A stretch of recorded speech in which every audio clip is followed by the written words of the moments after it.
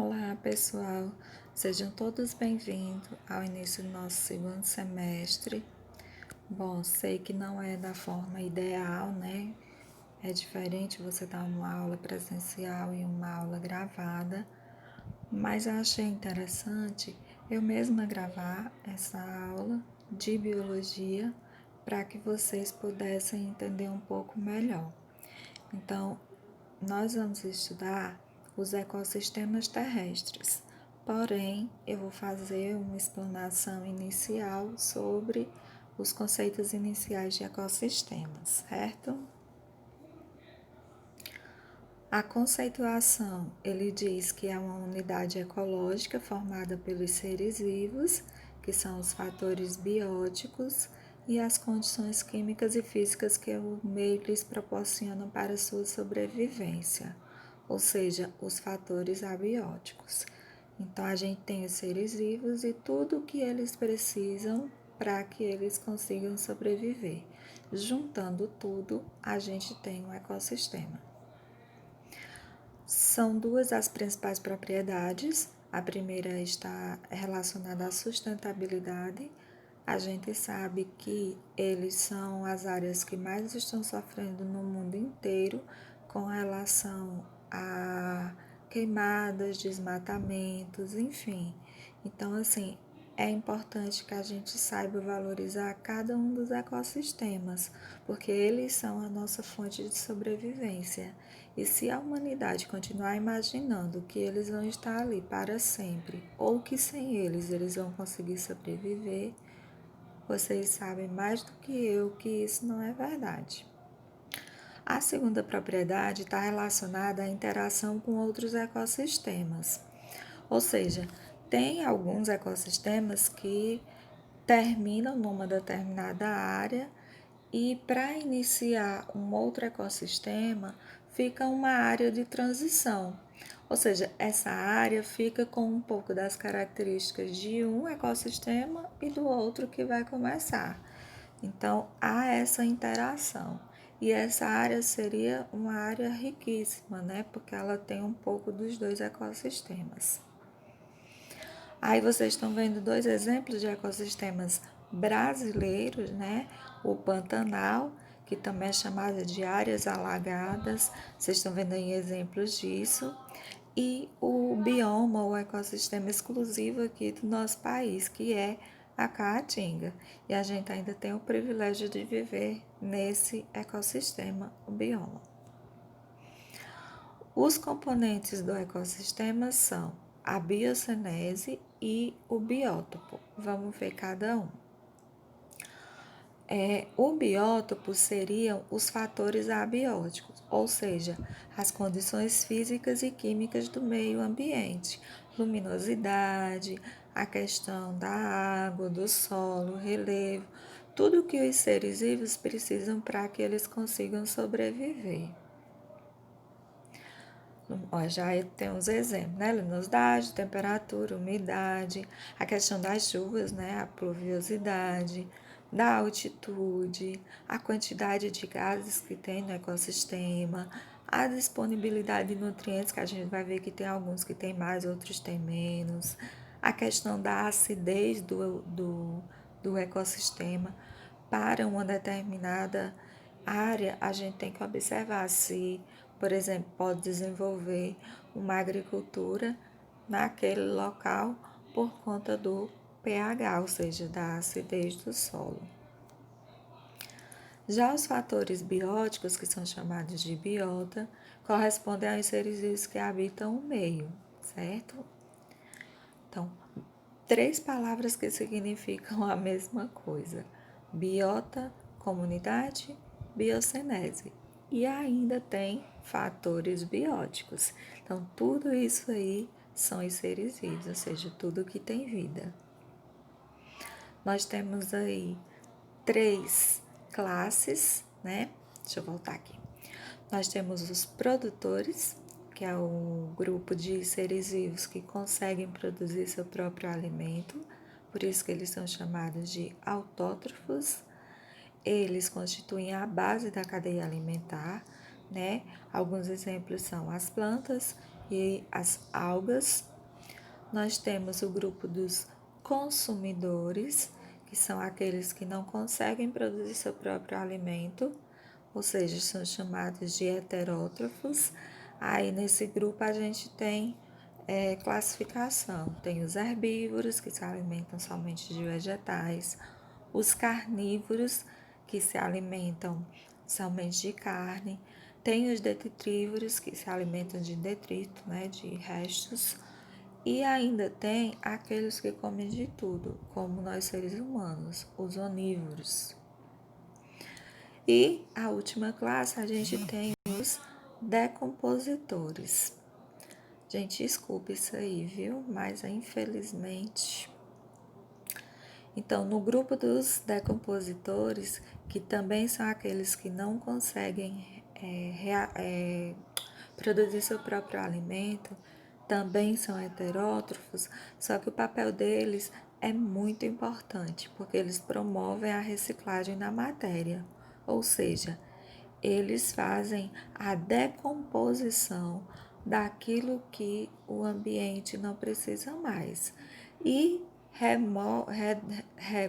devolvem para o solo os nutrientes que foram reciclados dessa matéria orgânica morta.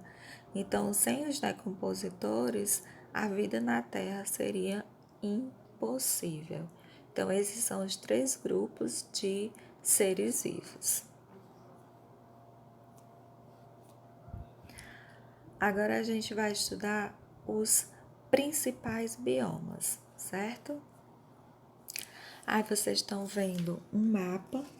Nesse mapa a gente tá vendo a distribuição dos grandes ecossistemas terrestres.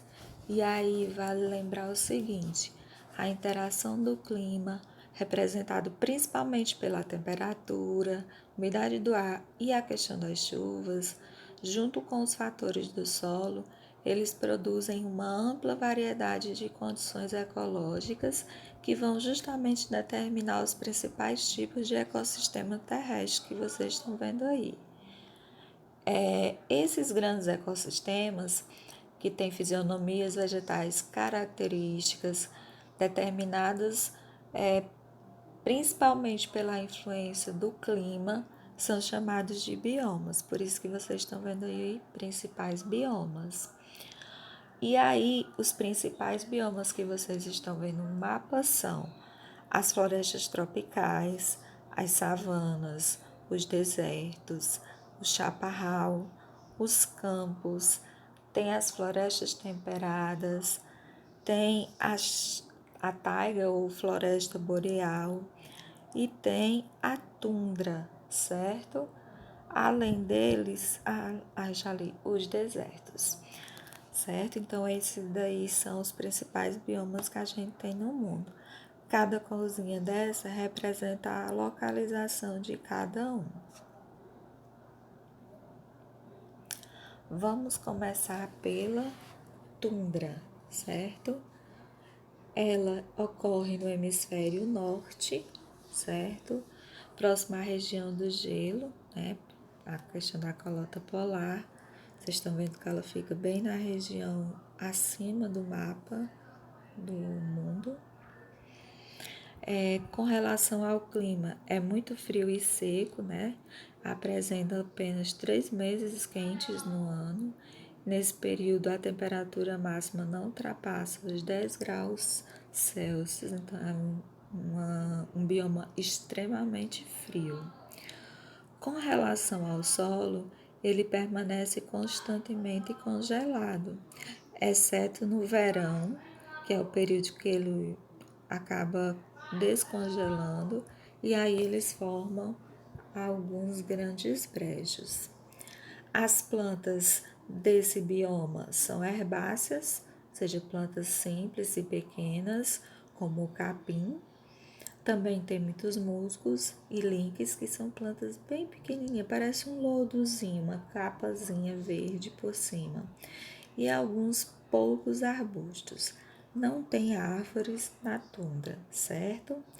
Com relação aos animais, vocês estão vendo aí, a gente vê os caribus, que ocorrem na América do Norte, Temos também as renas, temos pequenos roedores, aves, raposas, tem o boi que vocês estão vendo aí, que é chamado de boi almiscarado, temos lebre, temos os lobos, muitos insetos e aves migratórias, certo?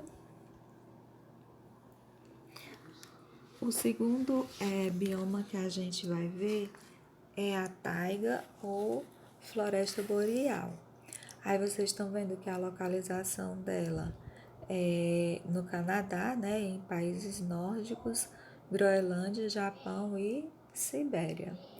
Ela localiza-se em regiões de clima frio, com invernos rigorosos, mas que tem estações quentes um pouco mais longas do que o bioma anterior, a tundra.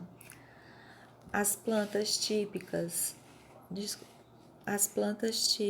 dessa região, elas são as coníferas, representadas aí como vocês estão vendo pelos pinheiros, certo? Tem outras que são chamadas de abetos. Ela ocorre, vocês podem observar que é no hemisfério norte e em algumas regiões esparsas da Terra. Com relação aos animais, vocês estão vendo aí que lá tem urso, lobo, lince, lebre, a marta, a raposa e várias aves, né? Diversas aves. Além também de esquilos, porco-espinho, né? Camundongos. Então, esses são alguns animais que a gente tem nesse bioma. O terceiro é a floresta temperada sazonal, certo? Ela é bem desenvolvida em regiões de clima temperado, caracterizado pelas estações do ano bem definidas. Então, diferente, por exemplo, do nosso país, lá tem as 4 estações bem definidas. Sua vegetação é muito diversificada, tem árvores mais frequentes como faia, bordo, o carvalho, a magnólia, a nogueira, a castanheira e a bétula, né? Além dessas árvores de grande porte, que já é diferente dos outros, tem também muitos arbustos, plantas pequenas, né? E alguns musgos. Aí vocês estão vendo que na fauna é também muito rica, né? Muito diversificada em mamíferos, mas também abriga répteis, insetos e aves, certo? Dentre os mamíferos a gente tem javalis, esquilos, os ratos silvestres, guaxinins, camundongos, lobos, lince, raposas e os leões da montanha. E aí, falando do clima, como eu disse para vocês, observem que nessas 4 imagens dá para ver as 4 estações bem definidas. E a temperatura varia de 5 até 20 graus Celsius. Nós temos agora a floresta pluvial temperada, certo? Esse tipo de floresta temperada difere da sazonal, porque nela não há queda de folhas das plantas no inverno e as árvores são muito altas.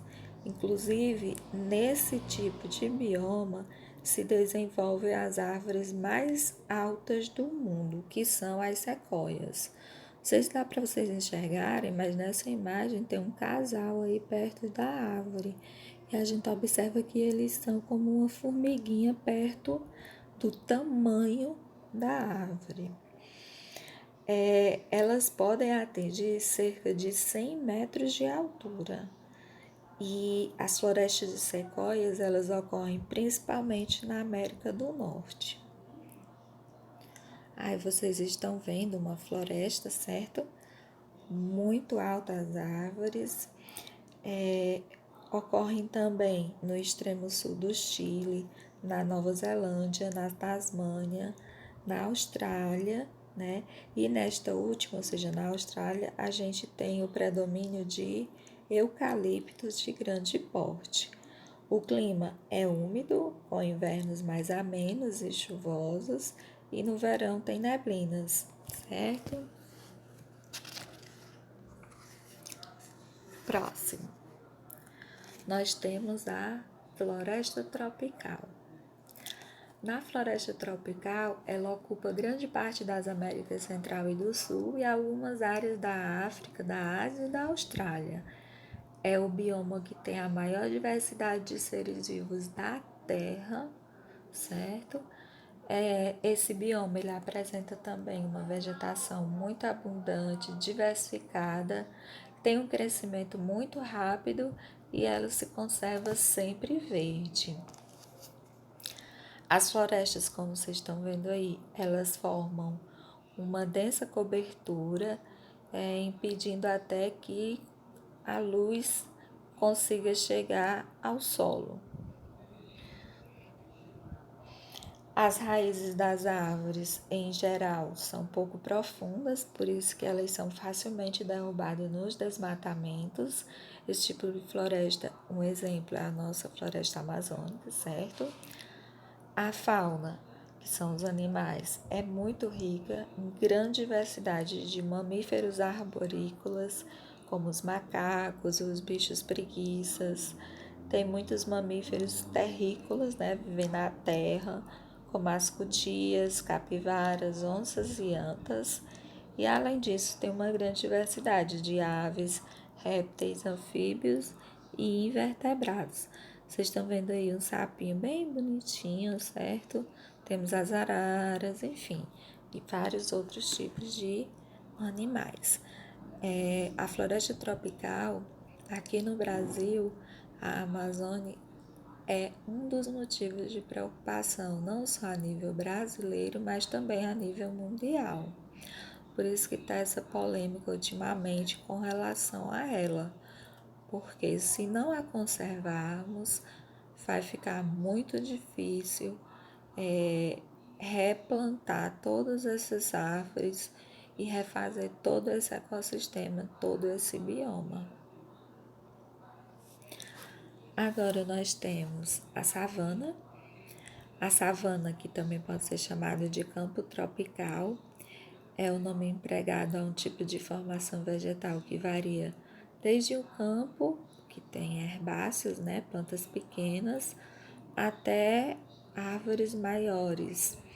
Esse bioma é tipo de regiões de clima tropical, quente e úmido, onde a estação seca é mais prolongada e durante a estação chuvosa a precipitação pode chegar a mais de 1.000 milímetros por mês. Onde é que eu encontro as savanas? A maior área mais conhecida das savanas situa-se mais uma vez, desculpa minha gente, mas o povo é ótimo.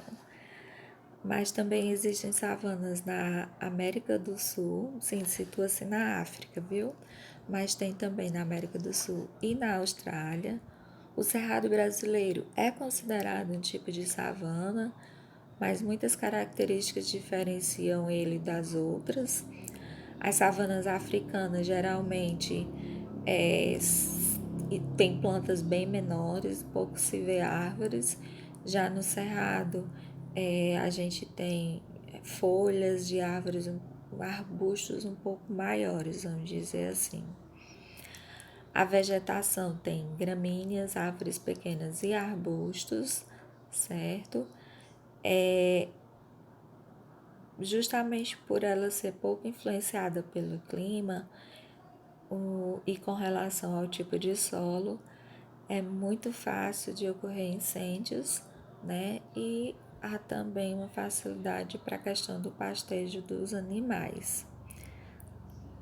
Com relação ao solo, ele pode ser encontrado vários nutrientes, como hidróxido de ferro e alumínio, certo? Que impede a penetração das raízes de árvores e ervas. Geralmente o solo dela é pobre em nutrientes, são muito arenosos e aí não tem como ter árvores de grande porte. Esqueci de um detalhe.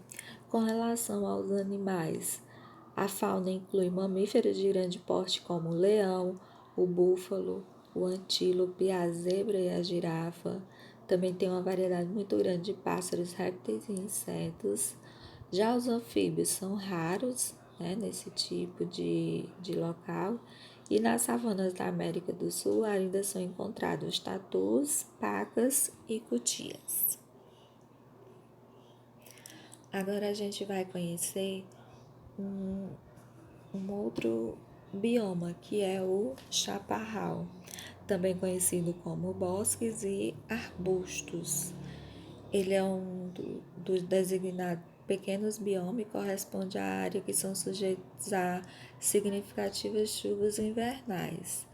Encontra-se próximo ao mar Mediterrâneo e próximo à extremidade da África do Sul e da costa leste da América do Norte e da América do Sul. O inverno lá é ameno e chuvoso, já o verão é um pouco seco. Por isso que os incêndios são muito frequentes nesse bioma. A maioria dos animais encontrados são mais ativos à noite, porque durante o dia é muito quente.